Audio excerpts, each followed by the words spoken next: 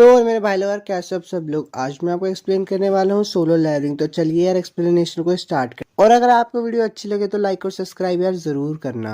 Episode की शुरुआत में दिखाया जाता है कि 3 साल पहले का समय दिखाया जाता है, जहाँ पे एक लड़का अपने कैप्टन से बोलता है कि हमें इस लड़ाई में होना चाहिए था, पर उसके कैप्टन बोलते हैं कि ये बेमतलब है क्योंकि हमारा एक भी हथियार उसका बाल भी बांका नहीं कर सकता। और वो बोलते हैं कि आप बस हमें हंटर्स के भरोसे ही रहने होगा। तभी सीन शिफ्ट होता है और एक लड़के का दिखाया जाता है जिसके पीछे बहुत सारी बड़ी बड़ी चींटियां पड़ी होती है। अब वो बहुत सारी चींटियों को अपने पीछे लेके आ जाता है और अपने टीम मेंबर्स को बोलता है कि हमें इनसे लड़ना ही होगा, वरना ये चींटियां फ्रंट लाइन को पार कर जाएंगी।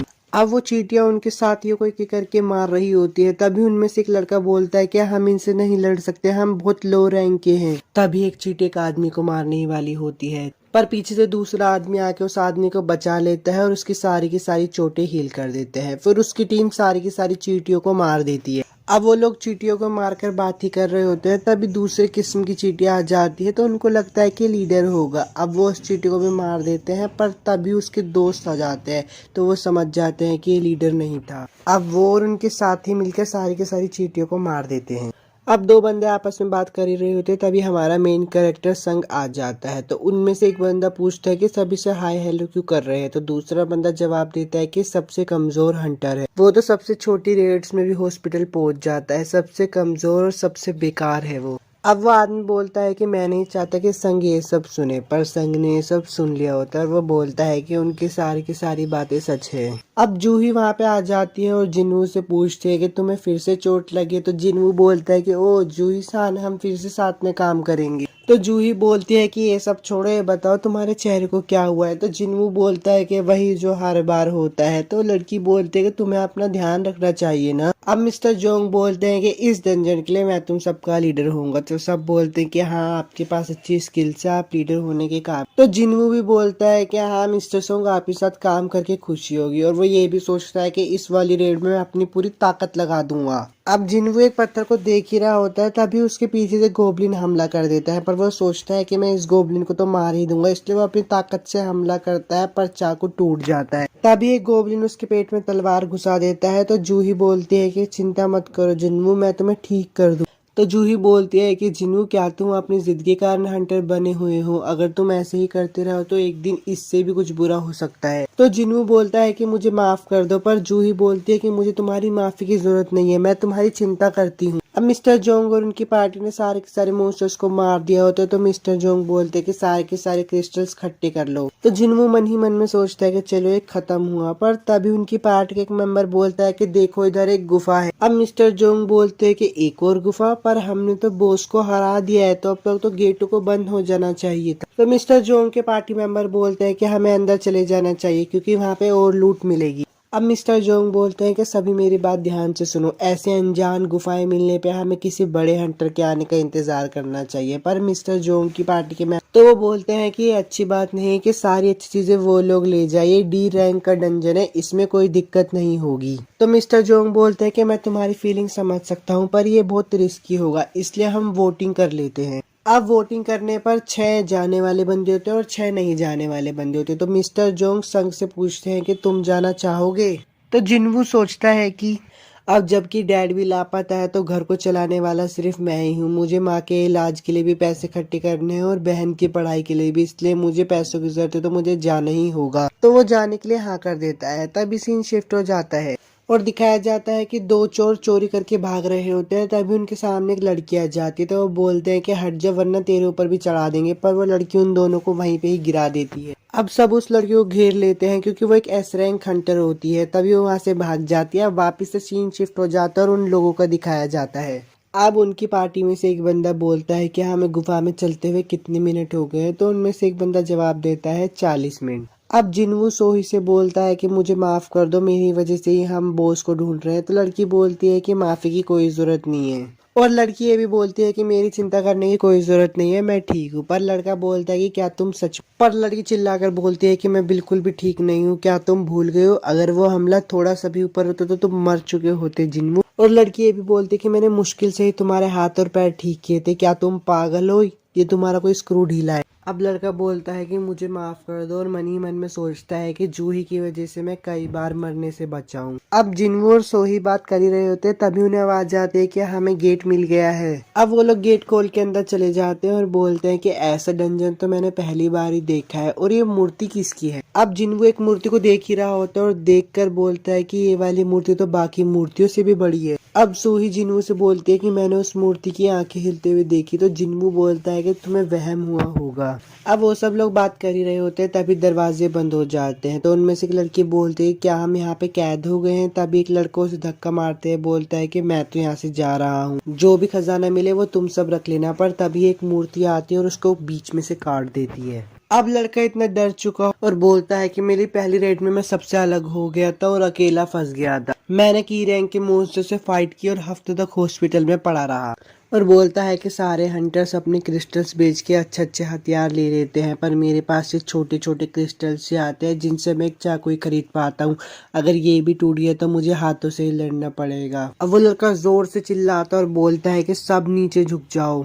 तभी एक मूर्ति लेजर से हमला कर देती है और आधे से ज्यादा पार्टी मेंबर्स को मार देती है। तो जिन्वू सोचता है कि यहाँ पे क्या हो रहा है, क्या हम मरने वाले हैं। तो यार एपिसोड 1 तो खत्म हो चुका है। अगर आपको वीडियो अच्छी लगे तो यार लाइक और सब्सक्राइब जरूर करना और मुझे ये भी बताना कि मैं नेक्स्ट एनीमे आपके लिए कौन सी एक्सप्लेन करूँ। तब तक के लिए चलता हूँ, बाय।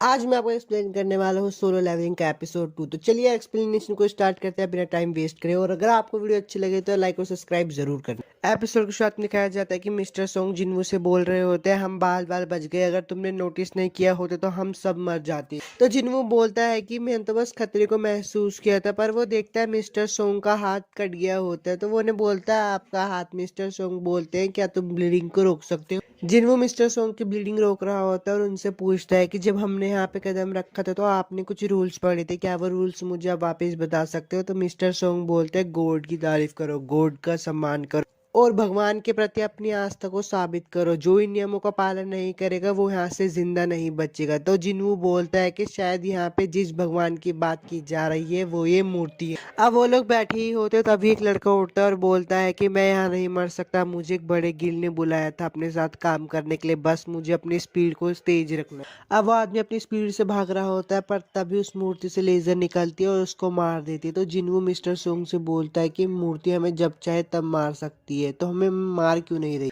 अब जिन्वू कुछ सोच ही रहा होता है तभी उसके दिमाग में कुछ आता है और वो मिस्टर सोंग से पूछता है कि पहला नियम क्या था। तो मिस्टर सोंग बताते हैं कि गॉड का सम्मान करो और बोलता है कि इस डंजन के अपने ही कुछ नियम है। अब वो खड़ा हो जाता है और मूर्ति के सामने सर झुका लेता है। अपने दोस्तों को भी बोलता है कि इस मूर्ति के सामने सर झुका लो। तो उसके दोस्त बोलते हैं कि क्या बकवास कर रहे हो तुम। मिस्टर सोंग जिन्वू से बोलते तुम्हें कोई प्लान सूझा क्या। तो जिन्वू बोलते हैं हाँ, जब तक हम इसके सामने सर झुका के रखेंगे ये हमला नहीं करेगा, गॉड का सम्मान करो जैसे नियम में लिखा था। अब सबके सब अपने सर झुका लेते हैं और बहुत डरे हुए होते हैं और मन में यही बोल रहे होते क्या इससे हम बच पाएंगे। सब देखते हैं कि मूर्ति हंसने लगती है। तभी एक आदमी खड़ा हो जाता है और बोलता है कि देखो मूर्ति हमला नहीं कर रही है। अब सब बहुत खुश हो रहे होते हैं और बोलते हैं कि शायद हम बच गए। पर जिन्वू मन में सोच ही रहा होता है कि अभी खत्म नहीं हुआ। तभी वो मूर्ति खड़ी हो जाती है। तो मिस्टर सोंग जिन्वू से पूछते हैं क्या अब तुम्हारे पास कोई प्लान है। जिन्वू डर कर बोलता है कि मुझे नहीं पता क्या करना है। पर वो ये भी बोलता है कि शायद हमें दूसरे नियम को अपनाना चाहिए, हमें उनकी तारीफ करनी चाहिए। तभी एक पीछे से लड़का आता है और बोलता है कि मुझे कोशिश करने दो, मैंने पहले चर्च में काम किया है। वो लड़का मूर्ति को खुश करने के लिए गाना गाने लगता है पर जिन्वू सोचता है कि इसमें कुछ तो गड़बड़ है। वो देखता है कि वो मूर्ति उस लड़की के ऊपर पैर रख देती है। ये सब देखने के बाद वो सब बहुत डर जाते हैं और इधर उधर भागने लगते हैं। कुछ लोग नाइट्स के पास जाते तो नाइट उन्हें मार देते हैं और जो बीच में भाग रहे होते हैं उन्हें मूर्ति मार देती है। जिन्वू देखता है कि नाइट्स वाली मूर्तियां हमला कर रही है पर जिनके हाथ में बैंड बाजा है वो वाली मूर्तियां हमला नहीं करती। तो वो मिस्टर जोंग को बोलता है कि जाकर बैंड बाजे वाली मूर्तियों के पास खड़े हो जाओ।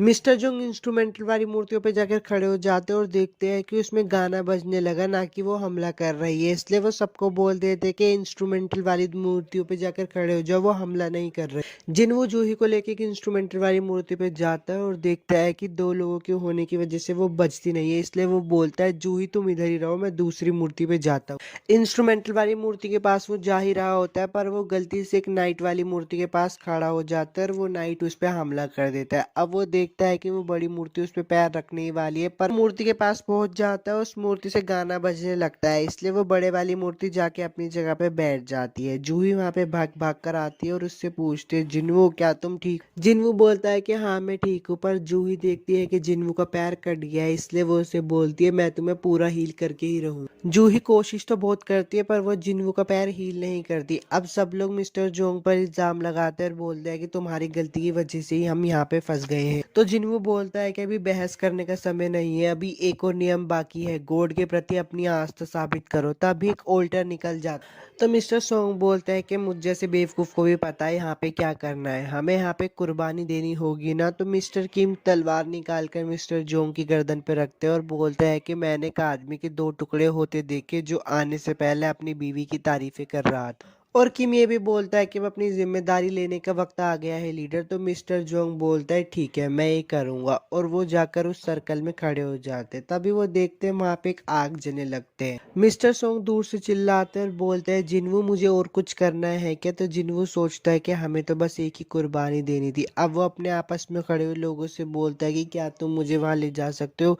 मुझे उसे करीब से देखना है। जिन्वू देखता है कि उनके जाने पर भी आग जलने लगती है, तो वो पीछे खड़े हुए लोगों को भी बोलता है कि क्या तुम यहाँ पे आ सकते हो, हमें शायद और भी आग जलानी होगी, उसके बाद ही कुछ हो। अब सब लोग उस सर्कल में खड़े होते हैं और दरवाजा भी खुल जाता है, पर वो देखते हैं कि वो मूर्तियां उनकी तरफ आ रही होती है। तभी एक लड़की डर कर गेट से, वो लड़की उन मूर्तियों को आते हुए देखकर डर जाती है और उस सर्कल से बाहर निकल के गेट से बाहर चली जाती है। तभी मिस्टर संग जिन्वू से पूछते हैं कि ये क्या हो रहा है, और बोलते हैं कि वो लड़की बाहर चली गई पर दरवाजा थोड़ा सा ही बंद हुआ। अब थोड़े लोग भी डर के मारे बाहर चले जाते हैं। जिन्वू देखता है कि थोड़ी थोड़ी आग बुझने लगी, देखता है कि जैसे लोग बाहर जा रहे हैं वैसे वैसे आग बुझ रही है। अब किम सान जिन्वू को बोलता है कि मैंने तुम्हें सबसे कमजोर समझा था, पर तुमने हमारी मदद की, तुम्हारी वजह से हम यहाँ पे जिंदा, लेकिन मेरी फैमिली मेरा घर पर इंतजार कर रही है, मैं अभी नहीं मर सकता, मुझे जिंदा रहना है।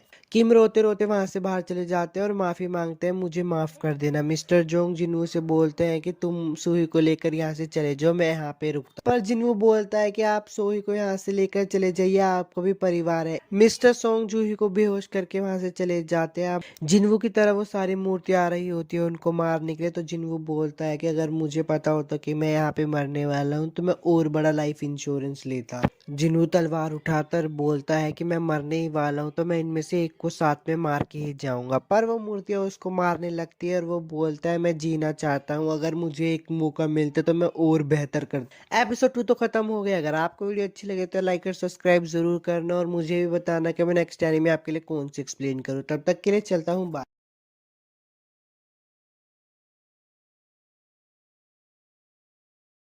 हेलो दोस्तों, आज मैं आपको एक्सप्लेन करने वाला हूँ सोलो लैंडिंग एपिसोड 3। तो चलिए यार एक्सप्लेनेशन को स्टार्ट करते हैं, और अगर आपको वीडियो अच्छी लगे तो लाइक और सब्सक्राइब जरूर करना। तो यार एपिसोड की शुरुआत वहीं से होती है जहाँ पे वो मूर्तियां जिन्वू को पूरी तरीके से मार ही देती है, पर तभी उसके पास एक नोटिफिकेशन आती है और बोलती है तुम एक प्लेयर बन चुकी हो। जिन्वू एक हॉस्पिटल में उठता है और अपने हाथ पैर को देखकर बोलता है ये सब तो कट गए, ये ठीक कैसे हुई, क्या वो एक बुरा सपना था। तभी दो आदमी अंदर आते बोलते क्या तुम उठ गए। उनमें से एक लड़का जिन्वू को बोलता है मैं हंटर एसोसिएशन का टीम मैनेजर हूँ, मेरा नाम है जिनचुल। और दूसरा लड़का बोलता है मेरा नाम है तेशिक। तो जिन्वू मन में सोचता है इन लोगों को मुझसे क्या काम है। जिन्वू बोलता है मैं 3 दिन से बेहोश था। जूही और मिस्टर सोंग का क्या हाल है। तो वो दोनों आदमी बताते हैं कि मिस्टर सोंग का एक हाथ कट गया इसलिए वो रिटायर हो गए, और जूही तब से सदमे में है तो उसे साइकेट्रिस्ट के पास दिखाया जा रहा है। जिनचुल बोलता है डबल डंजन में 6 लोग ही जिंदा बचे, ऐसे हादसे बहुत कम ही होते पर बहुत दुख भरे होते, और किसी तरह से तुम भी बच गए। जैसे हमें खबर मिली कि डंजन चेंज हो गया है, व्हाइट टाइगर के लीडर वहां पे गए, पर उन्होंने देखा कि तुम वहां पे पड़े हुए हो, वहां पे कोई भी मूर्ति और लाशें नहीं मिली। जिनचुल जिन्वू को बोलता है क्या तुम्हें सेकेंड अवेकनिंग मिली है। तभी वहां पे माना मीटर लेके आया जाता है उसकी सेकेंड अवेकनिंग को नापने के लिए, पर उसकी रैंक्स में कोई बदलाव नहीं आया, बल्कि उसकी रैंक्स तो ई रैंक से भी नीचे आती है। अब वो दोनों वहां से चले जाते हैं तो जिन्हों को एक स्क्रीन पे मैसेज आ रहा होता है, वो उसे टच तो करने की कोशिश करता है पर उसे टच नहीं कर पाता। तभी वहां पे जिन्ना आ जाती है और बोलते तुम्हें खुद का अच्छे से ख्याल रखना चाहिए, तुम्हें पता है मैं कितनी परेशान थी तुम्हारे लिए। जिन्ना बोलते अगर अगली बार ये सब हुआ तो मैं स्कूल छोड़कर कोई काम ढूंढ लूंगी। तो जिन्नू बोलता है अच्छा ठीक है, क्या तुम इसे देख सकती हो? तो जिन्ना बोलते क्या? जिन्नू बोलता है अच्छा छोड़ो कुछ नहीं। जिन्नू जिन्ना से पूछता है जब तुम गेम खेला करती थी तो तुम मैसेज बॉक्स को कैसे ओपन करती थी? तो जिन्ना बोलते तुम्हारा दिमाग खराब हो गया है। तो जिन्नू बोलता है मुझे बताओ ना। जिन्ना बोलते हैं मैसेज बॉक्स को ओपन करके। जिन्ना बोलते हैं अब तुम अच्छे लग रहे हो इसलिए मैं जा रही हूँ। जिन्नू उसके जाने के बाद उसमें देखता है कि वहां पे लिखा होता है प्लेयर को अच्छा बनाती है। वो उस नोटिफिकेशन में भी पढ़ता है कि जो डेली टास्क नहीं पूरा करेगा उसे एक पेनल्टी मिलेगी। तो जिन्नू बोलता है अगर ये मजाक है तो मुझे हंसी नहीं है। जिन्नू क्वेस्ट को देखकर बोलता है अरे मैं तो हॉस्पिटल में हूँ, मेरे अंदर तो ताकत ही नहीं है, मैं नहीं कर रहा इसको। पर तभी क्वेस्ट का टाइम पूरा हो जाता है और जिन्नू के वहां पे भूकंप आने लगता है। वो देखता है वो एक रेगिस्तान में होता है और उसके पीछे एक बहुत बड़ा कीड़ा होता है। उसकी स्क्रीन पे एक नोटिफिकेशन आती है और लिखा होता है तुम्हें 4 घंटे तक सरवाइव करता है, यही तुम्हारी पेनल्टी है। नर्स जिन्नू के कमरे में आती है और जिन्नू को गायब देखते हुए उसे ढूंढने लगती है। अब जिन्नू को दिखाया जाता है जिससे भागा नहीं जा रहा पर फिर भी वो क्वेस्ट को कंप्लीट कर लेता है।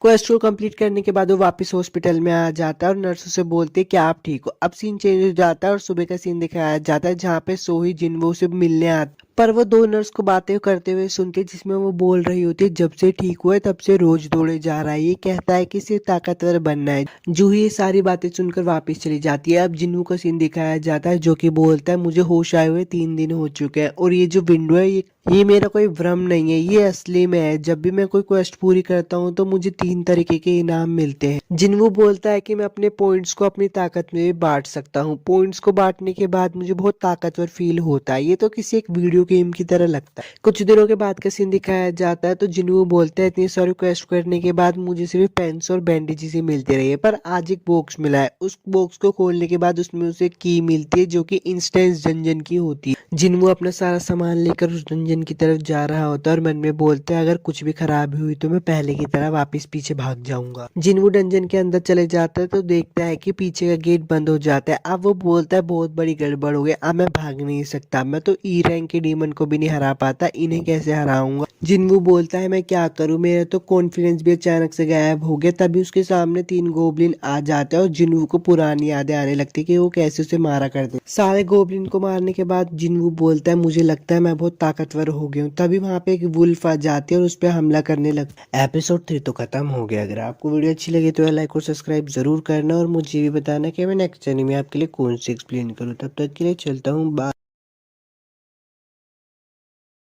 एपिसोड की शुरुआत में दिखाया जाता है जुनू किसी जानवर से फाइट करता है और बोलता है कि मुझे इससे हारना नहीं है, मुझे अपनी ताकत को बढ़ाना होगा, मुझे इस पे बार बार वार करना होगा। ये जानवर मुझसे भी ज्यादा ताकतवर है लेकिन मुझे इसे मारना होगा वरना ये मुझे मार देगा। वो जानवर जिन्नू की तरफ धीरे धीरे बढ़ने लगता है। जिन्नू सोचता है कि मैं इससे अकेले फाइट नहीं कर सकता, मुझे मेरी पार्टी की जरूरत होगी। वो अपने बैग की तरफ देखता है और बोलता है कि इसमें तो सिर्फ पानी और खाना है। वो जानवर जिन्नू पर वार कर देता है। जिन्नू कहता है कि इस तरह तो मैं हार जाऊंगा, मुझे किसी हथियार की जरूरत होगी। वो अपनी इन्वेंट्री से तलवार निकालता है और उस जानवर को मार देता है। जिन्नू बोलता है कि मुझे नहीं पता है ये कहाँ से आया है। तभी उसके पास एक नोटिफिकेशन आती है कि उसका लेवल अप हो गया है और सोचता है कि किम ने इसे 30 लाख रुपए में खरीदा था। ऐसी चीज लेने के बारे में मैं सोच भी नहीं सकता, यह एक इमरजेंसी थी इसलिए मुझे इसका सही इस्तेमाल करना होगा। जिन्नू देखता है कि उसके सारे घाव गायब हो गए हैं। तभी एक आवाज आती है और वो देखता है कि उसके सामने 2 जानवर होते हैं। तभी वो बोलता है कि अब मेरे पास वेपन है, अब मैं किसी से नहीं डरूंगा, अब मैं सबको मार दूं। वो जानवर धीरे धीरे जिन्नू की तरफ बढ़ रहे होते हैं। जिन्नू की तलवार जमीन में फंस जाती है। वो बहुत कोशिश करता है तलवार निकालने की लेकिन वो तलवार नहीं निकलती है। जैसे धीरे धीरे जानवर उसकी तरफ बढ़ते हैं उतनी ताकत से वो कोशिश करता है और वो तलवार बाहर निकाल लेता है। जिन्नू जानवरों पर हमला करता है। एक जानवर उसकी तलवार चबाने लगता है। जिन्नू बोलता है कि तुम किसी और चीज को चबाओ, ये तलवार मुझे अभी अभी मिली। जिन्नू बोलता है ये उसके मुकाबले उतने भी बुरे नहीं है और वो दोनों को मार देता है। जिन्नू दोनों जानवरों को मारकर बहुत ज्यादा थक जाता है और वो बैठता है। तभी उसके पास नोटिफिकेशन आती है, उसमें लिखा होता है कि वो लेवल 2 तक पहुंच गया है। जिन्नू बोलता था ये असली लड़ाई है, तभी तो मेरे घाव धीरे धीरे भर रहे हैं। जैसे जैसे मेरा लेवल बढ़ेगा वैसे वैसे मेरे स्टेट भी बढ़े। अब मेरे पास 5 पॉइंट है और डेली मिशन से मुझे 3 पॉइंट मिलते हैं। लड़ना ज्यादा असरदार होगा। यहाँ पर 1 पॉइंट की भी कितनी वैल्यू होती होगी। यहाँ पर इंटेलिजेंट प्रिपरेशन और बाकी की भी वैल्यू बहुत ज्यादा होती है। जिन्नू बोलता है मेरी स्ट्रेंथ मुझे बहुत ज्यादा अधिक लग रही है और मेरा शरीर बहुत हल्का लग रहा है, ये मेरा अनुमान हो सकता है। जितने अधिक मेरी स्ट्रेंथ होगी उतने ही पॉइंट मिलेंगे। जिन्नू बोलता है मुझे और ज्यादा ताकतवर बनना होगा, शायद मैं ओवर रिएक्ट कर रहा हूँ क्योंकि ये तो 5 छोटे बीस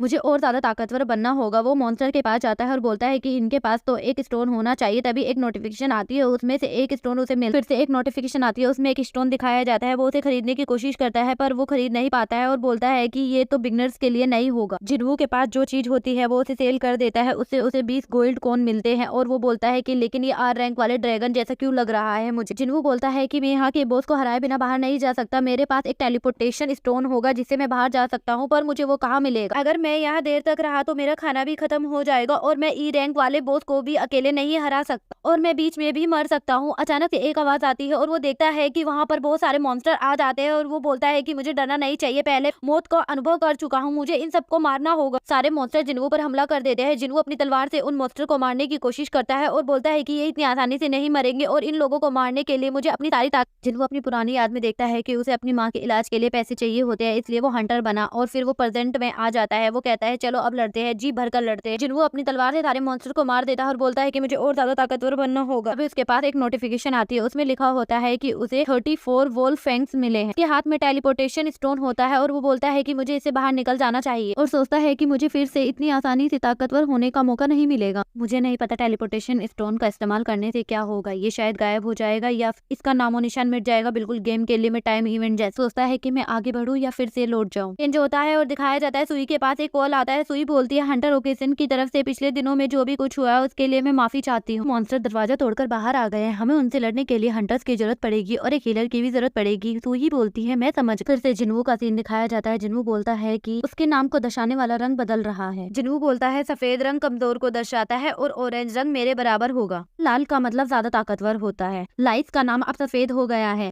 करंट लेवल पे होने के बाद भी मुझे नहीं लगता मैं नीचे वालों को हरा सकता हूँ, शायद मेरी प्रोफेशन एलिजिबिलिटी ज्यादा हो, ऐसा महसूस कर रहा हूँ। वहाँ नीचे एक मॉन्स्टर है जो मेरे रोंगटे खड़े कर रहा है। वो नीचे जाता है और सोचता है कि इतनी लंबी सीढ़ी क्यों है और इतनी नीचे तक और ये स्टेशन इतना अलग। तभी वहाँ पर एक मॉन्स्टर आता है, उस मॉन्स्टर के तेज से वो नीचे गिर जाता है जिससे उसकी तलवार टूट जाती है। की तरफ देखता है, मॉन्स्टर का रंग ऑरेंज होता है। सोचता है कि ये यहाँ का जरूर बॉस होगा, मेरी तलवार इसके स्केल्स को नहीं काट सकती और मैं खाली हाथ इसे नहीं लड़ सकता। तभी जिन्वू मॉन्स्टर पर हमला कर और वो बोलता है कि इसकी स्पीड तो मुझसे भी ज्यादा तेज है, मुझे अपने डिफेंस में इसके लिए एक वीक पॉइंट ढूंढना होगा। मैं इससे हार नहीं सकता, लेकिन ये जब मुझ पे सीधा वार करेगा तो मैं इसके वार से नहीं बच पाऊंगा और मुझे कितना ताकतवर होना पड़ेगा। अब इस तलवार से भी काम नहीं चलेगा, मुझे अपने और हथियार ढूंढने होंगे। जिन्वू अपनी पुरानी यादों में जाता है जहाँ लोग उसे बोलते हैं कि ये तो कमजोर हंटर है, ये छोटे से छोटे मॉन्स्टर को भी नहीं मार पाता है। मुझे कमजोर हंटर होने का ताना मारते थे और मुझे इस बात पर बहुत गुस्सा आता था, मुझे अपने आप पर बहुत शर्म आती थी। अगर मैं ताकतवर होता तो कोई भी मुझे ऐसे नहीं बोलता। जो कोई कमजोर होता है वो ताकतवर के सामने कुछ नहीं कर पाता। सुनने के कारण उसे बहुत ज्यादा गुस्सा आता है और वो अपनी पूरी ताकत लगाकर उस मॉन्स्टर को मार देता है। मॉन्स्टर को मारते समय जिन्वू को भी बहुत सारी चोटें आ जाती है और वो बोलता है कि अब मैं और ज्यादा ताकतवर हो गया हूँ। तभी नोटिफिकेशन आती है कि तुम्हारा लेवल और ज्यादा अप हो गया है। मॉन्स्टर को मारते समय उसे एक खंजर मिलता है, जो खंजर उसकी दांतों से बना होता है, ना कि हड्डियों से। ये तो किम की तलवार से 2 गुना पावरफुल है। इसका तो यूज में पैरालाइज और टेराइन इफेक्ट भी होते हैं। इन सारी चीजों का इस्तेमाल करना थोड़ा खतरनाक हो जाएगा, मैं इनको वापस रख देता हूँ और वहाँ से चला जाता है। मॉन्स्टर को क्लियर करके वो बाहर आता है और बोलता है कि यहाँ कोई क्यों नहीं है, यहाँ इतना अंधेरा क्यों है, सब कहाँ गए। तभी वहाँ पर एक सैनिक आता है और बोलता है कि आपने ब्रॉडकास्ट नहीं सुना है कि यहाँ पर मॉन्स्टर का हमला हुआ है। सैनिक बोलता है आप एक हंटर है। जिन्वू बोलता है हाँ। सैनिक बोलता है माफ कीजिए, चलिए मैं आपको लड़ाई में ले जाता हूँ। जिन्वू जाते हुए सोचता है कि कोई बड़े वाला मॉन्स्टर दरवाजा तोड़कर बाहर आ गया है। तभी सैनिक बोलता है ज्यादातर मॉन्स्टर को तो ठिकाने लगा दिया गया है, लेकिन एक बड़े वाला बच गया है। सारी की सारी पार्टी इस मॉन्स्टर को मारने के लिए लग जाती है। सारे के सारे रिपोर्टर वहाँ न्यूज कवर कर रहे होते हैं। सारी टीम मिलकर भी मॉन्स्टर को मार नहीं पाती है। तभी वहाँ जिन्वू पहुंच जाता है और बोलता है कि जल्दबाजी में ये टीम बनाई गई है, इसलिए इसका टीम वर्क भी अच्छा नहीं है।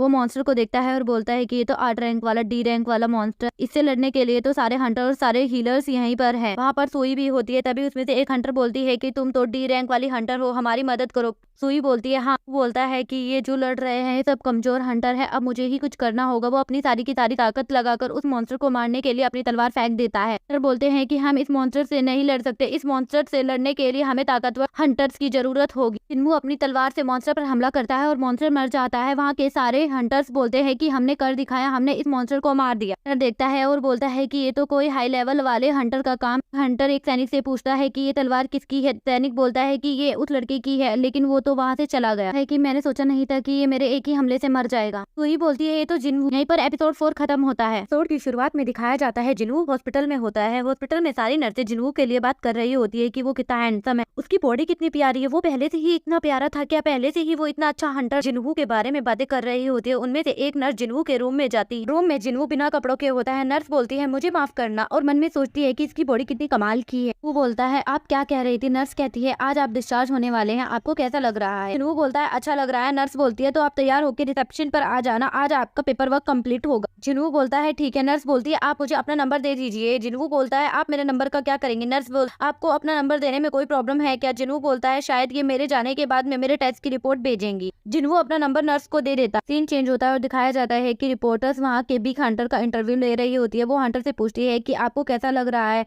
आपकी लाइफ कैसी रहती है, एक हंटर होने के नाते आप कितने बिजी रहते होंगे। बिग बोलते हैं काफी अच्छा सवाल है, ये एक ट्रेनिंग ग्राउंड की तरह होता है, हमें अपनी स्किल्स रोज रोज इम्प्रूव करनी होती है। जिन्हू सोचता है कि मेरी पावर और स्ट्रेंथ दोनों ही बढ़ गई है, अब मैं गोब्लिन्स को आसानी से मार देता हूँ। ये लड़ाई की फील को भूल गए हो तो ये तुम्हारा सेंस बिगाड़ सकती। ये इंटरव्यू जिन्हू की सिस्टर टीवी पर देख रही होती है। जिन्हू की बहन बोलती है आज मैं बहुत लेट हो गई हूँ। तभी वहाँ पर जिन्हू आ जाता है और बोलता है कि तुम अभी तक स्कूल नहीं गई। जिन्हू बोलता है ध्यान से स्कूल जाना। जिन्हा कहती है कल रात का खाना फ्रिज में रखा है। जिन्हा बोलती है तुम वर्कआउट कर रहे थे क्या। जिन्हू बोलता है थोड़ी बहुत। जिन्हा बोलती है आप तो लंबे हो गए हो, एक्सरसाइज से हाइट बढ़ जाती है। बोलती है कि लड़के तो बड़े होने के बाद भी बढ़ते रहते हैं। अच्छा मैं चलती हूँ। जिन्हू बोलता है ये छोटी सी चीज है, इसे लेकर। जिन्हू बोलता है तुम अपना छाता लेकर जाओ। वो बोलती है आज धूप है, बारिश नहीं हो रही। जिन्हा बोलती है ओके।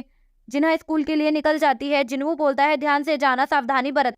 तभी जिन्हू के पास एक नोटिफिकेशन आती है। नोटिफिकेशन को देखता है, बोलता है कि मेरी स्ट्रेंथ बढ़ रही है, ये बॉडी स्टेट के कारण हो रहा है। शायद अगर मेरे लेवल ऐसे ही अप होता रहा तो मैं एक बॉडी बिल्डर बन जाऊंगा, मैं फेमस हो जाऊंगा। मैंने ऐसे हंटर के बारे में कभी नहीं सुना जो लेवल अप करके ताकतवर होते रहते हैं। और बोलता है कि मैंने अपने पॉइंट का इस्तेमाल अभी तक नहीं किया है, और सोचता है कि मुझे अपने पॉइंट्स कहाँ पर डालने चाहिए। स्ट्रेंथ मेरे अटैक के डैमेज को बढ़ाती है, अगर मैं वहाँ पर वार ना कर सकूँ तो वो सब बेकार। तभी उसके फोन पर एक कॉल आता। तुम मेरा फोन क्यों नहीं उठा रहे थे। जिन्हू बोलता है मैं हॉस्पिटल में था, माफ करना। जिन्हू बोलता है तुमने रेंट के लिए कॉल किया होगा। मकान मालिक बोलता है हाँ तुमने इस महीने का रेंट नहीं दिया। जिन्हू बोलता है मैं इस महीने का रेंट दे दूंगा। मकान मालिक बोलता है अगर तुम्हारे पास इस मंथ का रेंट नहीं है तो नेक्स्ट मंथ दे देना। जिन्हू बोलता है नहीं नहीं मैं जल्दी ही आपका रेंट दे दूंगा। मकान मालिक बोलता है मुझे पैसे बनाने होंगे, और वो फोन चेक करने लगता है और बोलता है ये इतना आसान नहीं होगा। पैसे बनाने के लिए हाई रैंक वाली टीम में मुझे शामिल होना होगा, और शायद थोड़ी अटेंशन से मेरी कमाई भी बढ़ जाएगी, जिससे मैं घर का रेंट भी दे पाऊंगा। रिपोर्टर्स में भी इनकी चर्चा होती रहेगी। ज्यादा बड़े नाखूनों को काट दिया जाता है, जबकि मैं खुद को बचाने जितना ताकतवर ना हो जाऊँ इस पावर को समझ। उसके पास मैसेज आता है। सीन चेंज होता है। दिखाया जाता है कि उसके पास एक नोटिफिकेशन आती है, वो उसे कंफर्म करता है। तभी वहाँ पर एक टीम हाजिर हो जाती है। उस टीम का लीडर डोंगसुक होता है। जिन्हू उसे बोलता है कि तुम रैंक वाले हो ना। टीम में से एक मेंबर बोलता है कि मैं इसको जानता हूँ, ये बहुत फेमस है, शायद इसे पूरी इंसानियत का सबसे कमजोर हंटर बोला जाता है। डोंगसुक बोलता है मुझे माफ करना। जिन्हू बोलता है कोई दिक्कत नहीं है, मैं ई रैंक वाला हंटर हूँ। बोलता है कि मुझे तुम्हारी जरूरत है अपनी टीम को भरने के लिए, मैंने तुम्हें कॉल पर ही कंफर्म किया। ये एक सी रैंक वाला तहखाना होगा, और इसमें दाखिल होने के लिए हमें कम से कम 8 लोगों की जरूरत होगी। ट्राई नहीं करोगे इसलिए हम तुम्हें लूट का हिस्सा नहीं देंगे, पर तुम हमारी टीम में शामिल हो इसलिए हम तुम्हें पैसे दे देंगे। जिन्हू बोलता है समझ गया, मुझे क्या करना होगा। डोंगसुक बोलता है तुम्हें वो बैग लेकर आने होंगे जिसके अंदर खाने का सामान और कुछ एक्स्ट्रा कपड़े हैं। जिन्हू बोलता है तुम्हारे पास कोई हीलर नहीं है। डोंगसुक बोलता है ये तुम्हें भी पता होगा कि छोटी टीम वालों के लिए उनका पाना कितना मुश्किल होता है। जिन्हू सोचता है एक स्क्वाड जिसमें बस टैंक्स और डैमेज डीलर्स हैं, ये पागलपन हो, और इसमें कोई हीलर भी नहीं है, मुझे ठीक नहीं लग रहा। डोंगसुक बोलते हैं तुम कॉन्ट्रैक्ट साइन कर दो। जिन्हू सोचता है कि तहखाने के अंदर जो भी होगा उसके जिम्मेदार तुम खुद होंगे, और सिग्नेचर कर देता है। जिन्हू बोलता है कि मुझे भी जगह भरने के लिए लिया गया है। जिन्हू सोचता है कि ये तो डी रैंक वाला लड़का है, इसकी फैमिली कुछ ज्यादा ही रईस हो। जिन्हू बोलता है तुम सी रैंक वाले तहखाने में पहली बार जा रहे हो, चिंता मत करो, मैं तुम्हें सुरक्षित रखूंगा। वो सब तहखाने में जाने के लिए तैयार हो जाते हैं। जिन्हू बोलता है कि ये बैग्स भारी हैं क्या। जिन्हू बोलता है नहीं हूँ तो ज्यादा तमीज दिखाने की जरूरत नहीं है। जिन्हू बोलता है ठीक, तुमने यहाँ के प्रेसिडेंट के बारे में सुना है, वो यहाँ के एम्प्लॉइज के 900 बिलियन खाकर 2 महीने पहले विदेश भाग गए। चलते चलते वो सब सी रैंक वाले तहखाने के पास पहुंच जाते हैं। टीम के सारे मेंबर मिस्टर डोंग से पूछते हैं कि ये सच में सी रैंक वाला तहखाना है। वो सब तहखाने के अंदर चले जाते। डोंगसू बोलते हैं सभी मुझे फॉलो करो और अंदर चलो। मिस्टर डोंगसू बोलते हैं यहाँ बहुत अंधेरा है, यहाँ पर कोई मॉन्स्टर होगा। नू सोचता है कि इसका दरवाजा बहुत बड़ा है, और इसी देखकर मुझे कर्टन टेम्पल की याद आ गई। जिन्हो से पूछता है कि ये ग्लो स्टोन क्या है। वो बोलता है वो पता तहखाने में मिलता है और उससे रोशनी निकलती है, वो फ्रेश और दीवारों पर होते हैं जिससे अंधेरे में उजाला हो जाता है। वो बोलता है तुम्हें इसकी आदत हो जाएगी। तहखाने की गुफा में पहुंच जाते हैं। वहां पर जिन्वू को एक आवाज आती, वो बोलता है कि वो अब तक सामने नहीं आई है, इसका मतलब वो साथ मिलकर हमला करने वाली। डोंगसू बोलता है हमले के लिए तैयार हो जाओ। जिन्वू सोचता है कि कौन सा जीव ऐसा होता है जो झुंड बनाकर अंधेरे में रहता और रोशनी की तरफ आकर्षित होता है। बोलता है वो सब चींटियां हैं, आक्रमण करने के लिए तैयार हो जाओ। डोंगसू बोलता है वो कहाँ से आएंगी। चींटियां गुफा के ऊपर से हमला करती है, सभी साथ में मिलकर चींटियों से फाइट करते। जिन्वू सोचता है कि वो काफी टाइम से एक साथ मिलकर काम कर रहे हैं, शायद इसीलिए उनके पास हीलर नहीं है और वो इसीलिए निडर होकर काम करते। बोलता है बढ़िया काम कर रहे हो, ऐसे ही लड़ते। डोंगसू बोलता है बढ़िया है, सब मर गए, अब हम इस लूट का हिस्सा 7 लोगों में बांट लेंगे। टीम के लोग बोलते हैं लूट करना मेरा फेवरेट हिस्सा होता। डोंगसू जिन्हो को बोलता है अगर तुम उन पर ध्यान नहीं देते तो बहुत देर हो जाती और शायद हम लोगों में से कुछ लोगों को हानि पहुंच सकती। डोंगसू पूछता है कि तुम्हें कैसे पता चला वो कहाँ से आ रही है। जिन्हो बोलता है मेरे सोचने की ताकत बहुत अच्छी है। डोंगसू बोलता है तुम्हारे सोचने की ताकत ने आज हमें बचा लिया, धन्यवाद। हाँ बोलता है क्या तुमने मुझे उस बीस्ट को मारते हुए। जिन्हो बोलता है तुम्हारे कपड़े और तुम्हारी शील्ड बहुत ज्यादा महंगी है ना। जिन्हो बोलता है हाँ ये मेरी पहली राइड है ना, इसलिए मेरे डैड ने लाकर दी। जिन्हो बोलता है मुझे ऐसा क्यों लग रहा है कि अभी भी खतरा बाकी है, हम सबको सावधान रहना पड़ेगा। फाइट के बाद वो सब बैठकर खाना खाते हैं। जिन्हो बोलता है ये बैग बहुत भारी है, लाओ मैं उठा लेता हूँ। जिन्हो बोलता है बिना लड़े पैसे कमाने के लिए ये तो बड़ी बात नहीं है, इन बैग्स को तो उठाना ही पड़ेगा। जिन्हो बोलता है कि मुझे कुछ ठीक नहीं लग रहा है, ये एक ऐसी टीम है जिसे जगह भरने के लिए सिर्फ मेंबर चाहिए। डोंगसू बोलता है कि हमने काफी रास्ते तैयार कर लिए, अब तक कोई भी बड़ा बीस नहीं मिला है। चलते चलते वो एसेन स्टोन की गुफा में पहुंच जाते हैं। डोंगसू बोलता है हम पहुंच। टीम के मेंबर बात कर रहे होते हैं कि हम अगर 7 ही लोग होते तो हमें 100 मिलियन मिल। जिन्हो बोलता है तुम अपना कॉन्ट्रैक्ट मुझे दिखा। जिन्हो बोलता है कि मैं कानूनी चीजों में अच्छा बोलता है कि मैंने क्रिस्टाइल को खोदा है ना कि वो 20 से मिला है, तो हिस्सा 8 लोगों में होना चाहिए, 7 में नहीं। डोंगसू बोलता है ठीक है, अब हिस्सा 7 लोगों में नहीं 8 लोगों में हो कि तुम्हें यहाँ के बॉस का ध्यान देना होगा, हम इतने सारे माल निपटा लेते हैं फिर बाद में आपस में बांट लेंगे। डोंगसुक बोलता है कि तुम सारा सामान बैग में रख लो, इतने हम बाहर से आते हैं और वो सब बाहर चले जाते हैं। बाहर जाने के बाद में डोंगसुक उस गुफा को बंद कर देता है। जिन्वू बोलता है कि मुझे पहले से ही पता था ये बहुत कमीने हैं और उसे याद आता है कि उसके मास्टर ने बताया था कि इस काम में ऐसे बहुत से कमीने मिलेंगे जो उसे धोखा देंगे। ऐसे हादसे अंधेरे में ही होते हैं, इसलिए तुम जुर्म भी कर सकते हो और किसी को पता भी नहीं चलेगा। गुफा और तहखानों में कैमरे भी नहीं होते, अगर कोई गवाह नहीं है तो कोई सबूत भी नहीं होगा और कभी कभी वो दुश्मनों के लिए कमजोरों को चारा बनाकर छोड़ देते हैं, जिस तरह छिपकली कॉकरोच को खा जाती। जिन्वू गुफा को खोलने के लिए बहुत कोशिश करता है, उसमें बहुत सारे क्रिस्टल मारने लगता है लेकिन वो गुफा को नहीं खोल पाता और बोलता है कि अगर मैंने कॉन्ट्रैक्ट की बात नहीं की होती तो शायद वो लोग हमें यहाँ छोड़कर नहीं जाते। बोलता है नहीं, वो वैसे भी हमें मरने के लिए यही छोड़ने वाले थे, वो एक गलती के बाद हमें मारने की तैयारी में थे। वो बोलते हैं कि इससे ज्यादा जरूरी इस मॉन्स्टर से बचना होगा। जिन्हो बोलता है तुम पीछे रहो, मैं इसे देख लूंगा। जिन्वू गुफा से बाहर निकलने का रास्ता ढूंढ रहा होता है। वो बोलता है सी रैंक वाला बहुत सामने ही है, ये चीज बिल्कुल ही अलग लेवल की होती है और मैं तो ई लेवल का हंटर हूँ। जिन्वू देखता है कि सी रैंक वाला बॉस और ई रैंक वाला हंटर दोनों ही सामने होते हैं। वो बोलता है जिन्हो तुम दूर रहना, मैं इस मॉन्स्टर से लड़ूं। जिन्हो बोलता है मैं इसे हरा। अगर आपको मेरी एक्सप्लेनेशन अच्छी लगती है तो वीडियो को लाइक और चैनल को सब्सक्राइब करना। Thank you. एपिसोड की शुरुआत वहीं से होती है जहाँ पे डोंगसुक और उसके साथी जिन्वो और जिनो को एक गुफा में छोड़कर आ जाते हैं। अब डोंगसुक का साथी उससे बोलता है बॉस क्या हमें सच में करने की जरूरत है, हम उन्हें खुद भी तो मार सकते थे। डोंगसुक बोलता है क्या दिमाग घर पे छोड़कर आए हो क्या, हम वहाँ लड़े और स्पाइडर जाग गया तो हमें माना क्रिस्टल्स नहीं मिलेंगे। उन दोनों में से एक ई रैंक वाला है और दूसरा डी रैंक वाला है, उनके पास कोई अनुभव नहीं है इसलिए वो बॉस को हरा ही नहीं सकती। मकड़ी जब आएगी उन दोनों को खाकर वापिस से सो जाएगी और तब हम सारे क्रिस्टल ले लेंगे। डोंगसुक का साथी बोलता है क्यों ना मैं उस सारी जगह को जला दूं, तो डोंगसुक बोलता है नहीं, ऐसे करने से वो मकड़ी भी जाग जाएगी। वहाँ हर जगह छोटी छोटी बहुत सी गुफा थी, हम वहाँ से जाएंगे। जब मैं अंदर गया था मैंने ये चीज देखी थी। जिन्वू को सीन दिखाया जाता है। जिन्वू बोलता है हमें इस बॉस को हराना ही होगा, पर जिनो बोलता है रुको, एक सी रैंक के बॉस को हराने के लिए तुम्हारा बी रैंक होना जरूरी है। जिन्वू तुम इसे नहीं हरा सकते, हमें यहाँ से भागने की जगह ढूंढनी चाहिए। जिन्वू मन में सोच रहा होता है जिन्वू सही है, भले ही मैं दोबारा से जन्मा हुआ हूँ और लेवल अप भी हुआ है पर मैं अभी भी बहुत ज्यादा कमजोर हूँ। जिन्वू बोलता है कि मैं इतना ताकतवर तो हो गया हूँ कि मैं एक सी रैंक के मॉन्स्टर को हरा दूं, मैं ये कर सकता हूँ। और वो उस मकड़ी पे हमला कर देता है। जिनचुल और गुनही का सीन दिखाया जाता है। जिनचुल बोलता है आपने आज बहुत अच्छा काम किया सर। गुनही बोलता है मैं इन मीटिंग से थक गया हूँ। जिनचुल बोलता है अब आपका शेड्यूल कुछ समय के लिए खाली है तो क्यों ना आप मुझे थोड़े से इंस्ट्रक्शन दे दो। गुनही बोलता है हाँ, अगर तुम कहते तो मैं तुम्हारी मदद जरूर करूंगा। वापस से जिन्वू का सीन दिखाया जाता है जो कि उस मकड़ी से लड़ रहा होता है। वो बोलता है इसके हमले बहुत ताकतवर है, अगर मैंने कोई एक गलती की तो मेरा खेल खत्म हो गया। जिन्हों उसे देख रहा होता है और बोल रहा होता है इसके लड़ने का तरीका एक ई रैंक हो ही नहीं सकता। ये बंदा आखिर है कौन? रुको, क्या इसने अपनी रैंकिंग्स फेक बताई है? क्योंकि मैंने सुना है रेयर मैजिशियन जो अपनी मैजिक को कंट्रोल करके लोअर रैंकिंग को पा सकता है, जिन्हें फॉल्स रैंकर्स कहा जाता है, और उनमें से ज्यादातर मैजिशियन लोगों को मारते हैं मजे के लिए। मैं यहाँ पे कर क्या रहा हूँ? तभी जिन्वू बोलता है कि मुझे इसे जल्दी से हराना पड़ेगा, अगर मेरा फैटिक और बढ़ा तो मेरी स्पीड बहुत ज्यादा धीमी हो जाएगी। तभी वो अपने खंजर की तरफ देखता है जो कि उसे कसाका से मिला था। वो बोलता है इसका पैरालाइसिस और ड्रेन इस डैगर के स्पेशल एबिलिटीज इसे हराने की चाबी है। वीडियो में आगे बढ़ने से पहले मैं आप सब लोगों से कुछ कहना चाहता हूँ, अगर आपको इस एपिसोड की एक्सप्लेनेशन अच्छी लगती है और आप इसका नेक्स्ट एपिसोड चाहते हो तो यार मुझे कमेंट करके जरूर बताना और चैनल को भी सब्सक्राइब कर देना। वीडियो को वापस से कंटिन्यू करते हैं। मुझे जल्द से जल्द इसकी कोई कमजोरी ढूंढनी होगी और उसे मिल भी जाती है। उस कमजोरी पे हमला करने के लिए वो आगे बढ़ ही रहा होता है, पर तभी वो मकड़ी उस पर एसिड वाला अटैक करती है।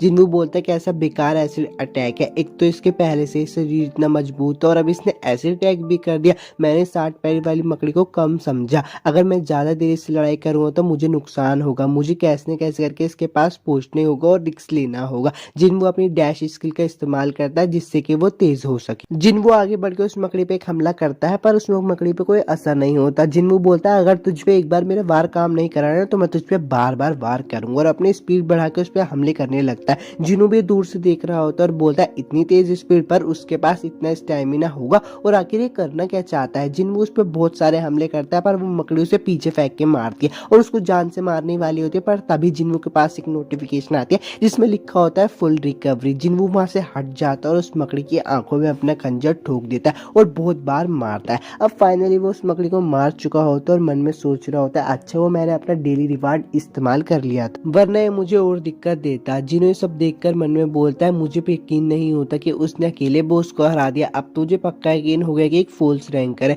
जिन्हों उस मकड़ी के शरीर में से एक स्टोन निकाल कर बोलता है मुझे नहीं पता है कितने में बिकेगा। जिन्हों उसके पास आता है और बोलता है क्या मैं आपके सारे पत्थर उठा लूं, अगर आप कहोगे तो मैं आपके गियर भी उठा लूंगा, लीजिए पानी पी लीजिए, आप थक गए होगे बॉस। जिन्हों मन में उसे देखकर बोल रहा होता है ये मुझसे ऐसे क्यों बात कर रहा है, पता नहीं आखिर इसको क्या हो गया है। गुनी का सीन दिखाया जाता है जो कि जिंचुल को ट्रेन कर रहा होता है। वो उसके पास जाकर बोलता है तुम ठीक हो? तो जिंचुल बोलता है हाँ मैं ठीक हूँ, आपका शुक्रिया आज आपने मुझे ट्रेनिंग दी। तो गुनी बोलता है नहीं मुझे तुम्हारा शुक्रिया कहना चाहिए क्योंकि मुझे इस चीज की जरूरत थी। जिंचुल बोलता है मानना पड़ेगा चेयरमैन आज भी आप उतने ताकतवर और तेज। तो गुनी बोलता है कि नहीं मेरे पहले के दिनों के मुकाबले मैं बहुत धीरे हो चुका हूँ, पर देखा जाए तो तुम भी बहुत ताकतवर हो चुके हो और तुमने अपना डिफेंस अच्छा बना लिया है। गुनी बोलता है अपने शरीर और दिमाग को तेज रखना चाहिए, खासकर तब जब तुम्हें रोज अलग अलग डंजन्स में जाना पड़े, क्योंकि ऐसे ही समय पे इंसान अपना असली रंग दिखाता है। वापिस से जिन्वू का सीन दिखाया जाता है। डोंगसुक की पार्टी भी वहाँ पे आ चुकी होती है और उसके साथ ही बोलते हैं क्या इन्होंने बॉस को मार दिया? बॉस शायद आप सही कह रहे थे, वो मकड़ी सच में एक बकवास और मोटी ही थी, शायद इनके गियर्स ने उस सी रैंक के बॉस को हरा दिया होगा। डोंगसुक के साथ ही बोलता है बॉस अब हमें क्या करना चाहिए? तो डोंगसुक बोलता है तुम्हें नहीं पता। डोंगसुक जिन्हों को बोलता है मुझे तुम्हारे गियर्स देखकर काफी अच्छा लग रहा है, तुम्हारे डैड यू म्यूंगन यूजिन कंस्ट्रक्शन के हेड है ना? तो जिन्हों बोलता है हाँ, तो तुम्हें क्या? डोंगसुक बोलता है मैं तो बस तुम्हें एक मौका दे रहा था, अभी तुम्हारे पास एक मौका है, संग जिन्वू को मार दो। डोंगसुक बोलता है अब तक तो तुम्हें हमारे बारे में पता चल गया होगा, हम बेकार लोगों को चुनते हैं अपने नंबर की बराबरी करने के लिए, उन्हें मरता छोड़कर बाद में उनका सब कुछ लूट लेते हैं। जिन्हों तुम भी हमारे साथ ही बनाओगे क्योंकि यही एक रास्ता है यहाँ से जिंदा बच के जाने का। और डोंगसुक मन में सोच रहा होता है गियर वाला बंदा ये एक सी रैंक को बॉस को हराने के लिए एकदम काफी है। डोंगसुक बोलता है अरे घबरा क्यों रहे हो, जल्दी से संग जिन्वू को मार दो ना, क्योंकि जो भी यहाँ पे कुछ होता है वो सिर्फ हमारे बीच में ही होता है। अब ये मत कहना कि तुम एक ई रैंक वाले बंदे से डर रहे हो जबकि तुम एक डी रैंक के बंदे हो। जिन्वू हिलता है और जिन्वू के सामने आकर खड़ा हो जाता है। डोंगसुक बोलता है अच्छा तो तुम भी उसके साथ ही हो। डोंगसुक का साथी बोलता है बॉस अब हमें क्या करना चाहिए? डोंगसुक बोलता है सबसे कमजोर वाले को पहले मारो। वो लोगों ने मारने के लिए आगे बढ़ रहे होते और डोंगसुक बोलता है क्या तुमने कभी पहले किसी इंसान को मारा है? सीन चेंज हो जाता है और 3 लड़कियों को दिखाया जाता है जो कि एक रेस्टोरेंट में बैठकर बोल रही होती है, काफी समय बाद मिले। गिन हीजिन से पूछते कि व्हाइट टाइगर गिल के साथ तुम्हारा क्या चल रहा है? तो हीजिन बोलते हैं नहीं वही सब रोजाना का बिजनेस, तुम बताओ तुम्हारा ब्लैक टाइगर गिल के साथ क्या चल रहा है? तो गिन बोलती है हाँ मेरा भी वही सब नॉर्मल। हीजिन बोलती है तुम तो मिस चाय के साथ ए रैंक डंजन की ट्रेनिंग करने वाली थी ना, तो वो कैसी चल रही है? गिन बोलते है कुछ नहीं, बस वो तो बहुत जल्दी खत्म हो गई, हम सभी एक ए रैंक बीस्ट को हराने में मुश्किल हो रही थी, इसलिए मिस चाय ने उन सभी को हरा दिया।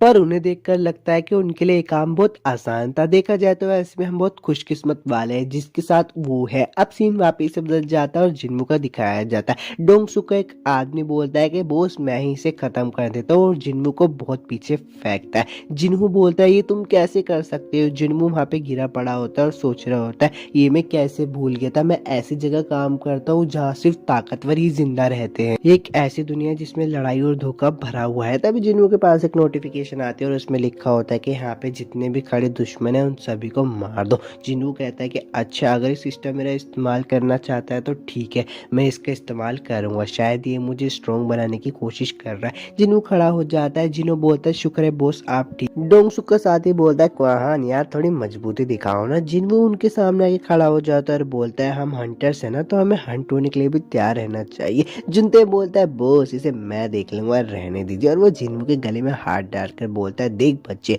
तुझे पता भी यहाँ पे हालत कैसे चल रही है, हम तो हंट होने के लिए तैयार है, लेकिन तुझ जैसे की रैंक का बच्चा हमारा क्या ही उखाड़ लेगा। और तभी जिन्मू उसका गला काट देता है। डोंगसुक ये सब देखकर बहुत हैरान हो जाता है और बोलता है ओवर कॉन्फिडेंस की बात अलग है, लेकिन जुनते एक डी रैंक का बंदा था और ये ई रैंक का बंदा है। ऐसा तो हो ही नहीं सकता कि ई रैंक का बंदा एक डी रैंक के बंदे को मार दे। और देखते ही देखते जिन्मू उसके सारे साथियों को मार देता है। डोंगसुक बोलता है कि अरे मुझे पता है तुमने अपनी असली ताकत को छुपा रखा था ना, मुझे पता है तुमने ही बॉस को हराया है, इसने मेरी पूरी टीम को यार एक सेकंड में ही खत्म कर दिया। वो बोलता है कि मैं इन सब लोगों से बहुत अलग हूँ क्योंकि मैंने अपने पास एक सीक्रेट पावर छुपा रखी थी और वो उसी का इस्तेमाल कर रहा होता है। पर वो अपनी ताकत का बुरा इस्तेमाल नहीं कर पाता क्योंकि जिन्मू उसको आके जमीन पे धूल चटा देता है। जिन्मू बोलता है कि एक राज की बात बताऊं, इस पूरे टाइम में अपना लेवल अप कर रहा था। डोंगसुक बोलता है क्या इसने मुझे एक सेकंड में ही धूल चटा दी, ये एक ई रैंक हो ही नहीं सकता। डोंगसुक बहुत डर जाता है और बोलता है प्लीज रुको, मुझे मत मारो, चाहे तो मेरे पे जितना पैसा है उतना ले लो, क्या तुम्हें इतना भी नहीं चाहिए तो ठीक है मैं तुम्हें डबल पैसा दूंगा। जिन्मू बोलता है कि तुमने मुझे 3 बार मारने की कोशिश की थी और अब तुम मुझसे दया की उम्मीद कर रहे हो। डोंगसुक बोलता है कि साले तू भी नहीं बच पाएगा, तुझे पता भी मेरा भाई कौन है। पर ये सुनने से पहले ही जिन्मू उसका गला काट देता है। डंजन की बॉस के मरने की वजह से डंजन भी टूट रहा होता है तो जिन्मू बोलता है हमें बाहर चलना चाहिए क्योंकि बॉस मर चुका है। बाहर आने पे एक बंदा उसका इंटरव्यू ले रहा होता है तो वो बोलता है तुम कह रहे हो कि सारे सीक रैंक के हंटर्स मारे और सिर्फ तुम दोनों ही बच गए। तो जिन्हों बोलता है हाँ। तो वो लड़का बोलता है अच्छा मुझे लगता है आपने इतने अच्छे गियर्स पहन रखे हैं, आपने ही उस बॉस को मारा होगा। और वो बोलता है ठीक है मेरा काम तो हो गया, मुझसे बात करने के लिए शुक्रिया, और वहां से चला जाता है। जिन्हों को बोलता है शुक्रिया आपने बहुत अच्छा काम किया। और तभी बारिश आने लगती है। जिन्हों बारिश को महसूस करने की कोशिश कर रहा होता है तो जिन्हों बोलता है क्या बात है वो। जिन्हों बोलता है अच्छा हुआ मैंने उसको छाता दे दिया था। एपिसोड 6 तो यहीं पे खत्म हो गया। अगर आपको इसकी एक्सप्लेनेशन अच्छी लगती है तो सब्सक्राइब कर देना और मिलता हूँ आपसे next anime explanation video. Episode की शुरुआत में मिस्टर सोंग बोलते हैं कि हमने इस गोपिन की पार्टी को तो हरा दिया है लेकिन तुम वाकई बहुत स्ट्रॉन्ग हो गए हो जिन्मू बोलता है अच्छा। मिस्टर सोंग बोलता है कि अच्छा ये बताओ तुम्हें डैगर कहाँ से मिली। तभी सोही बोल पड़ते कि हाँ आज तो तुम बिल्कुल भी ज्यादा जख्मी नहीं हुए। जिन्मू बोलता है ऐसी बात है क्या। सोही बोलते हैं मुझे लगता है तुम्हें मेरी और जरूरत नहीं है। जिन्मू बोलता है कि ऐसी बात नहीं है, मैं अभी भी तुम पर निर्भर हूँ। मिस्टर सोंग जिन्मू को देखकर मैंने बोलता है कि वो काफी बदल गया है, बस लुक से नहीं बल्कि उसका ओरा भी वो इसे आसान दिखा रहा है। तेशिक बोलता है कि चलो आगे बढ़ते हैं। थोड़ी दूर चलने के बाद मिस्टर सोंग बोलते हैं कि यहाँ पर तो रास्ता बट रहा है। तेशिक बोलता है कि डंजन बहुत ज्यादा आसान है इसलिए हमें 3 ग्रुप में बट जाना चाहिए, हालांकि ये थोड़ा खतरनाक होगा पर हम इसे जल्दी खत्म कर सकेंगे। मिस्टर सोंग बोलते हैं कि हाँ तुम्हारा आइडिया तो अच्छा है। तेशिक बोलता है कि मैं कैदियों के साथ दाहिने हाथ पर जाऊंगा, अगर तुम्हें बॉस रूम के रास्ता मिलता है तो अपने किसी बंदे को भेज के मुझे बता देना। जिन्हों मन में सोच रहा होता है कि शायद प्रिसेप्शन एबिलिटी बढ़ाने के कारण अब मैं बता सकता हूँ कि बॉस रूम किस तरफ होगा। वैसे मुझे गोबलिन्स को मारने से ज्यादा एक्सपीरियंस नहीं मिल रहा। और जिन्मू बोलता है कि मिस्टर सोंग हमें लेफ्ट हाथ पे जाना चाहिए। मिस्टर किम का सीन दिखाया जाता है जो कि बोलता है अगर यहाँ पे सिर्फ गोबलिन्स है तो हमें कुछ भी नहीं होगा। उनका साथी कहता है कि मैं तो बस चाहता हूँ ये मिशन अच्छे से पूरा हो जाए। मिस्टर किम बोलता है कि हाँ जरूर होगा, वैसे भी तुम्हें पता है ना सबसे कमजोर हंटर को सिर्फ ई रैंक की डंजन में ही बुलाया दिखाया जाता है। तो उनका साथी बोलता है कि हमने पहले भी ऐसे ही सोचा था, पर तुम्हें पता है ना हमारे साथ क्या हुआ था।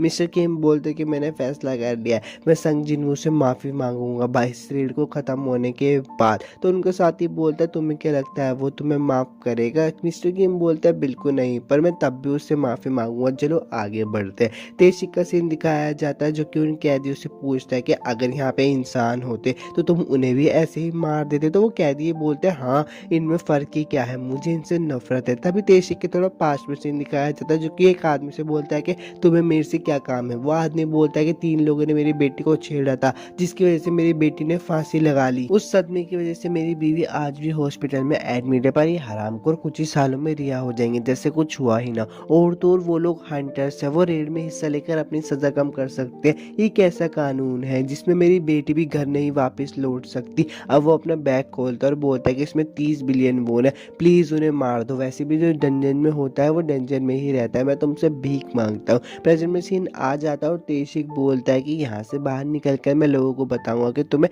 सैकड़ों गोबलिन्स के ग्रुप ने मार दिया। किम का सीन दिखाया जाता है जो कि बोलता है कि ये रास्ता तो बहुत ज़्यादा खराब है। उनका साथी बोलता है कि तुम्हें पता है हम आगे बढ़ भी रहे हैं ना, क्या हमें गलत रास्ता तो नहीं चुन लिया? तो मिस्टर किम को बोलते हैं कि हाँ, यहाँ पे रास्ता मुझे मिल गया, चलो देखते हैं। वो देखकर हैरान हो जाता है क्योंकि तेशिक एक बंदे को मार रहा होता है। वो बोलता है कि तुम आसान मौत चाह रहे हो, पर मुझे तो उस बंदे ने बोला था कि मैं तुम्हें तड़पा तड़पा के मारूं। मिस्टर किम बोलते हैं तुम ये क्या कर रहे हो? तेशिक बोलता है कि लगता है हमारे रास्ते आपस में मिल गए, यानी लेफ्ट रास्ता बॉस रूम तक जाता है। चलो इसे करने में मुझे आसानी होगी और प्लान में थोड़ी सी बदलाव आ गया है। जिन्हों का सीन दिखाया जाता है जो कि मन में सोच रहा होता है कि वो तेशिक अपने बॉस के साथ मुझसे हॉस्पिटल में मिलने आया था, उम्मीद है कि वो मुझे भूल गया होगा। तभी उन्हें चिल्लाने की आवाज़ आती है और वो पीछे जाकर देखते हैं तो वहाँ पे कैदी और मिस्टर किम की पार्टी के लोग मरे हुए होते हैं। सोही चिल्लाकर बोलती है ये क्या है? जिन्हों उस पर गुस्सा करके बोलता है कि जाकर उन्हें हील कर। सोही उन्हें हील कर रही होती है और मिस्टर सोंग उसे देखकर सोच रहे होते हैं ये किसी मनुष्य का काम नहीं है क्योंकि हथियार बहुत तेज था और इनको जिंदा भी छोड़ दिया गया। मिस्टर किम बोलता है कि मुझे छोड़ दो, मैं अब नहीं बच पाऊंगा। तो जिन्हों बोलता है कि ऐसा आप क्यों कह रहे हो? आपने मुझे कहा था कि आपका एक परिवार है, आपको कैसे भी कैसे करके जिंदा रहना होगा, वरना मैं दोष किसे दूंगा। तो मिस्टर किम बोलते कि लड़के मुझे माफ़ कर देना, मैं तुमसे सच में दिल से माफ़ी मांगना चाहता था, पर मुझे नहीं पता था कि ऐसा हो जाएगा। और माफ़ी मांग कर वो वहीं पे ही मर जाते हैं। तभी तेशिक जूही पर हमला करने वाला होता है, पर वहाँ पे जिन्नू उसको बचा लेता है। तेशिक बोलता है कि वाह तुम तो तेज हो, मैं पहले इस हीलर को मारने वाला था पर तूने तो यार उसकी किस्मत ही बदल दी। मिस्टर सोंग बोलता है कि तेशिक आप हंटर एसोसिएशन से हो, ऐसे करके आप बच नहीं पाओगे। तेशिक बोलता है कि मेरे पास इसके लिए भी एक कहानी है। मैं कहने वाला था कि गोब्लिन्स के ग्रुप का काम था, पर अब कहूँगा कि कैदी भागना चाहते थे इसलिए उन्होंने तुम लोगों को मार दिया और मुझे भी मारने की कोशिश की जब मैं बॉस रूम में लड़ रहा था, पर उनमें दम नहीं था इसलिए मैं अकेला बच गया। क्या कहते हो, कहानी में दम है ना? जिन वो उसको वो लड़ाई करने के लिए जा ही रहा होता है, पर मिस्टर सोंग उसे रोककर बोलते हैं कि तुमसे नहीं होगा, इससे मुझे लड़ाई करने दो। मिस्टर किम की तलवार उठाकर बोलते हैं कि मुझे तलवार उठाए काफ़ी समय हो गया। और सोही को बोलते हैं प्लीज़ क्या तुम मेरी मदद कर सकते हो, मेरी फिजिकल स्ट्रेंथ को बढ़ा दो। फिजिकल स्ट्रेंथ को बढ़ाने के बाद मिस्टर सोंग बोलते हैं कि एसेसिन टाइप वालों का डिफेंस कमज़ोर होता है तो मैं उसी को ही निशाना बनाऊंगा। तेशिक बोलता है कि एक नाकाम मेज़ अगर एक ताकत का सहारा लेगा तो यार इससे मुझे ही घाटा होगा। और इन लोगों के बीच में लड़ाई चल रही होती है। तेशिक बोलता है मिस्टर सोंग को कि तू तो यार मैजिक टाइप है ना, फिर तूने तलवार क्यों उठाई? उनकी लड़ाई को जिन्नू भी देख रहा होता है और मन में बोलता है कि एक पल के लिए तो मिस्टर सोंग ने तेशिक की बराबरी कर ली थी, अगर वो थोड़े तेज होते तो। तेशिक बोलता है कि आप समझ में आया कि तूने मैजिक को छोड़कर तलवार क्यों उठाई, क्योंकि तुम तेज हो, लेकिन अब मैं तुम्हें मारूंगा। मिस्टर सोंग को मारने वाला होता है पर सुही उन्हें हील कर देती है। तेशिक बोलता है कि तू साली हीलर, पहले मुझे तेरे ही काम खत्म करना चाहिए, और उसे मारने की तरफ भाग रहा होता है। पर मिस्टर सोंग बोलते हैं कि अपने दुश्मन को पीठ दिखा रहे हो। तेशिक बोलता है कि अच्छा तो तू कोई मामूली बुड्ढा नहीं है। मिस्टर सोंग बोलता है एस रैंक के हंटर्स को ट्रेन किया है इसलिए मैं यहाँ पर नहीं हारूंगा। तेशिक बोलता है कि तुझे जो ताकत मिली है ना उसकी भी एक लिमिट है, यानी कि तू अब यहाँ पे मरने वाला है। और वो अपनी स्पीड बहुत तेज करके बोलता है कि तुझके लगा तुझ जैसे एक मैजिक असैसिन टाइप के बंदे को हरा देगा, और उसको घुटनों पे लेकर आ जाता है। सोही भी उसे हील नहीं कर पा रही होती तो तेशिक बोलता है कि देख तेरी हीलर भी एकदम निकम्मी है, और उसको मारने वाला होता है। पर मिस्टर सोंग अपना स्टैक यूज करके उसे जलाने की कोशिश करता है और मन में सोचता है क्या इसने एक काम किया। तेशिक बोलता है कि तुझे क्या लगा तू मुझसे तलवार उठाकर लड़ाई करेगा और मैं तेरे मैजिक पे ध्यान नहीं दूंगा जिससे कि तू मुझे जला दे? तेरे जैसे बुढ़े से एक यही प्लान की इच्छा कर सकता हूँ मैं। तुम्हारा प्लान तो अच्छा था लेकिन अब तुम्हें मरना होगा। पर जिन्वो आके उसे बचा लेता और पीछे धकेल लेता। तेशिक बोलता है तो फिर से तू आखिर है कौन? तो जिन्वो बोलता है मैं की रैंक का हंटर हूँ और मेरा नाम है संग जिन्वो। तेशिक बोलता है कि एक बंदा मेरे अटैक को 2 बार ब्लॉक कर दे, ऐसा तो हो ही नहीं सकता क्योंकि मेरे अटैक को तो सिर्फ असैसिन टाइप के बंदे ब्लॉक कर सकते हैं और वो भी ई रैंक का हंटर। चलो छोड़ो, मुझे पता है तू अपनी असली ताकत को छुपा रहा है। देखो तुम्हारा ग्रुप एक दूसरे को जानता है तो एक फॉल्स रैंकर भी नहीं हो सकता क्योंकि वो किसी गवाह को नहीं छोड़ते। तो इसका मतलब एक ही चीज बनती है कि तू डबल अवेकनिंग तुझे मिल गई है। तो मिस्टर सोंग बोलते हैं कि हाँ ये तभी हुआ होगा जब तुम उस डबल डंजन से निकले थे। तो तेशिक मन में सोचता है कि यार ये वही ई रैंक मरियल है क्या? इसको तो हमने 10 बार चेक किया था पर माना मीटर तो एक ही जगह पे बता रहा था। तेशिक बोलता है खैर जो भी हो, मुझे पता है तेरे अंदर अभी लड़ाई का अनुभव नहीं है और तुझे सिखाना मेरा फर्ज है और उन दोनों के बीच में लड़ाई होने लगती है। पर लड़ाई से पहले जिन्वो उससे पूछता है कि मुझे बताओ तुमने इन लोगों को क्यों मारा? तेशिक बोलता है कि इन्होंने किसी लड़की की जान ले रही थी तो उसके बाप ने मुझे आकर बोला कि इनको मार दो। जिन्वो बोलता है कि मैं उनकी बात नहीं कर रहा। तुमने मिस्टर किम और जियोंगू को क्यों मारा? तुम्हें अगर उन्हें चुप ही करवाना था तो तुम उन्हें चैन की मौत भी दे सकते थे। मुझे नहीं लगता कि तुमने ये अच्छा किया है।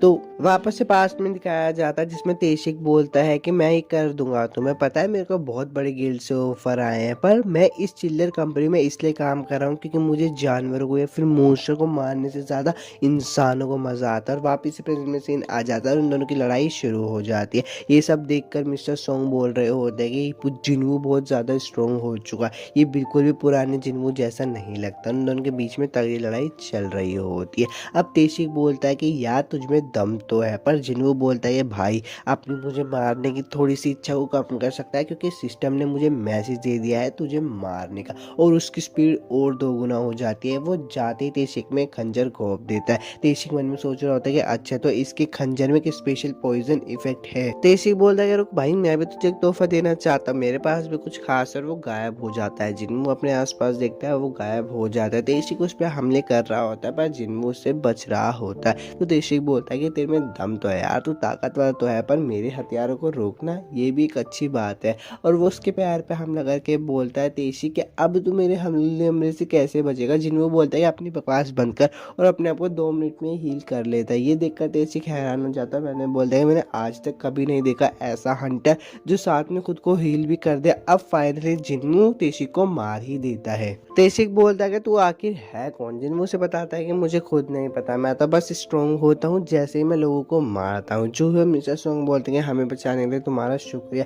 जिन्वो बोलता है कि अब तुम लोग बाहर निकल जाओ, बॉस को मैं अकेला संभाल लूंगा। और वो लोग बाहर निकल जाते हैं। जिनचुल का सीन दिखाया जाता है वो कहता है कि यकीन नहीं होता, वो अब तक मेरे पीठ पीछे लोगों को मारता आ रहा था। मुझे पहले से ही वो अजीब लगता था लेकिन इसमें मेरी गलती है, मैं उसका बॉस होने के नाते मैंने उस पर ध्यान नहीं दिया। वो कहता है कि चलो मुझे उन सर्वाइवर्स के पास ले चलो। वो जाके फिर से हैरान हो जाता है क्योंकि सांप पे संग जिन्वो भी होता है। जिनचुल उनसे पूछता है कि तेशिक को किसने मारा? तो मिस्टर सोंग बोलते हैं कि मैंने उसे मारा। जिनचुल बोलता है कि वो एक बी रैंक का हंटर तो तुम एक सी रैंक के हंटर हो, तुम उसे कैसे मार सकते हो? मिस्टर सोंग बोलते हैं मैंने अपने एक बी रैंक के हीलर की मदद से उसको मारा। तो जिनचुल बोलता है कि अच्छा ठीक है तुम्हें मेरे साथ आना होगा एक रिपोर्ट बनवाने के लिए। मिस्टर सोंग बोलते हैं कि मुझे पता है तुम अपनी ताकत को छुपाना चाहते थे इसलिए इसके पीछे कोई वजह ही होगी, इसलिए मैंने अपना नाम लिया। रात का सीन दिखाया जाता है जिसमें जिन्वो बैठा होता है तो जूयू से अपने क्रिस्टल निकाल के बोलती तुम्हें ये याद है। और एपिसोड 9 यहीं पे खत्म हो जाता है। वीडियो अच्छी लगी हो तो लाइक सब्सक्राइब कर दे रहे। मिलता हूँ आपसे नेक्स्ट एनिमे एक्सप्लेनेशन वीडियो में।